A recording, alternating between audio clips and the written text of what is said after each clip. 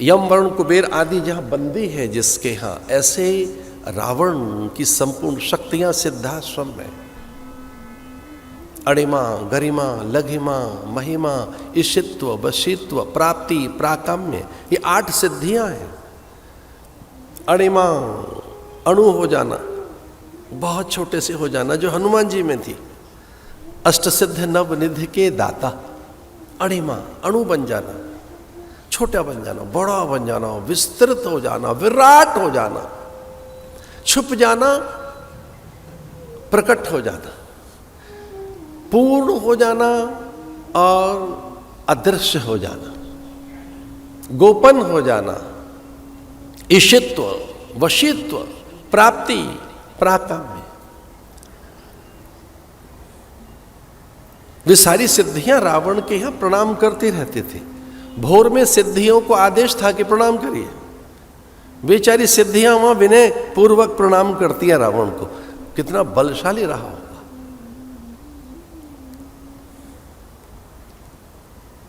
जिसका पुत्र मेघनाथ, अतिकाय, प्रहस्त, अक्षय, ये जो रावण के 10 बेटे थे, रावण जैसे ही थे। इनमें तो कुछ और भी अधिक थे, रावण से भी अधिक। और ये ताड़िका, सुबाहु, मारीच, जिन्होंने पूरे सिद्धाश्रम को घेर लिया था।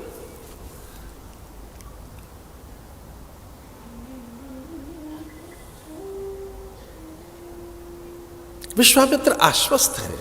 देखो, अपनी साधना में इष्ट को लेकर आश्वस्त रहिए। अपने मंत्र के प्रति, साधन के प्रति, अपने इष्ट के प्रति, स्वयं के प्रति शंका मत करो। ये अच्छी बात नहीं। अपने मंत्र में शंका नहीं करनी चाहिए कि हमारा मंत्र छोटा तो नहीं है, इसमें महानता, दिव्यता, श्रेष्ठता, पूर्णता का अभाव तो नहीं है। तो क्या दुर्गा का कर लें कि हनुमान का कर लें, भैरव को जप लें कि किसे कर लें? ये ऐसी शंकाएं मत करो। मंत्र के प्रति शंका ठीक नहीं है। आश्वस्त रहिए, विश्वस्त रहिए। इसलिए रावण की नैसाचरी सत्ता कितनी विराट हो सकती है, उससे इतर राम मेरे पास है। अब वो आश्वस्त है। एक विश्वास हो गया विश्वामित्र को कि राम के तुणीर में, तरकश में तीर धसे हुए हैं, पर एक ही पर्याप्त है, केवल एक तीर, मात्र एक तीर पर्याप्त है। बड़ी चर्चा है वाल्मीकि रामायण में सिद्धाश्रम की।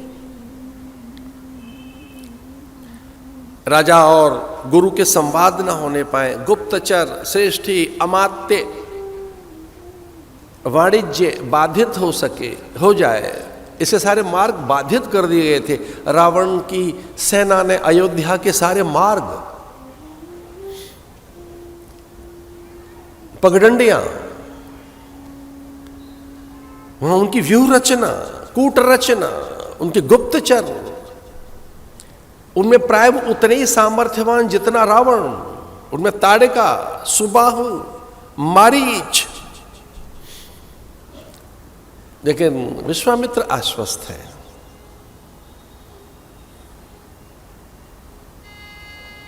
कि अब मेरा यज्ञ फलीभूत होगा। यज्ञ हुआ विष्णु। अब मेरे अनुष्ठान, उपासना, मेरे अनुसंधान, हमारी क्रियाएं, किस लिए? कि वहां अस्त्र शस्त्र रखे हुए थे। शिव के भी अस्त्र वहीं थे। जो दिव्य अस्त्र थे वो सब वहीं पे रखे हुए थे। और रावण की दृष्टि वहां तक पहुंच गई थी कि अगर वो मुझे अस्त्र मिल सके, शस्त्र मिल सके, तो मैं सभी को अपने अधीन कर निष्कंटक राज्य यापन करूंगा, भोग करूंगा। मन केवल एक ही चीज जानता है, भोग करना, और दूसरी चीज नहीं जानता। सुखोपभोग। मन को तो केवल भोग वांछा ही आती है, रसवांछा। इसलिए वो निरापद जीवन चाहता है, निष्कंटक। राजा का कार्य है शत्रु उसके जीवन में न रहे, पहले शत्रुओं को पराजित करे या भयभीत करे या उनका नाश करे। दीन पर दृष्टि दीन बंधु की जाएगी, दीन पर दृष्टि दीनानाथ की जाएगी, संसार की दृष्टि नहीं जाती वहां। आश्रम एक दीख मग माही, खग मृग जीव जंतु तह नाही। गौतम नारी श्राप बस उपल देह धर धीर, चरण कमल रज चाहति कृपा करो रघुवीर। पूछा ये है कौन? एक शिला सिसक रही है, इसमें रोदन है, संवेदनाएं हैं, इसमें प्रार्थना है, इसमें करुण पुकार है। ये कहती है एक बार सुन तो लो, मेरा पक्ष तो सुनो। वो अपनी बात कहना चाहती है, वो कहती एक बार सुन लो मेरी बात। एक शिला, एक चट्टान है वहां जो बोल रही है वर्षों से, कह रही है मेरी बात सुनो, मुझे त्यागो मत, मुझ पर दोष मत मढ़ो, मुझे पापिनी मत कहो, मैं कलंकिनी नहीं हूं, मेरा दोष नहीं है, मुझसे भूल नहीं हुई है, मैंने कोई अपराध नहीं किया, मुझे सुन तो लो।